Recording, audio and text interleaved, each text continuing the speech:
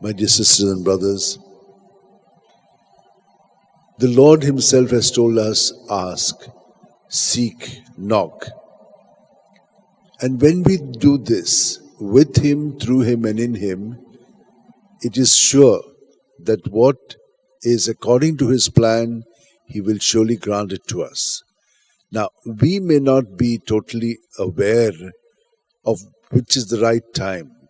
So, when a need arises in us, when a thought or a desire comes, first we must keep it in the Lord and remain detached from it so that we are not having expectations. Otherwise, these expectations become a human tendency. It comes from us. Whereas, when we surrender it to Him, we are living according to the way that our Blessed Mother did. Be it done to me according to your word. And it is said that God's word, when it goes out, it will not return unless it has fulfilled its purpose. So let it all be done through Him, with Him and in Him.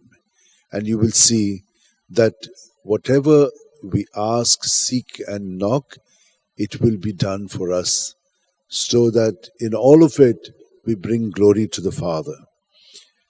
And so let us now enter into this celebration by offering ourselves fully to the Lord in a total surrender of our thoughts, our feelings, our desires, everything that we are, so that we can be reformatted internally according to the way that we should be in being a unique person in Jesus. Amen.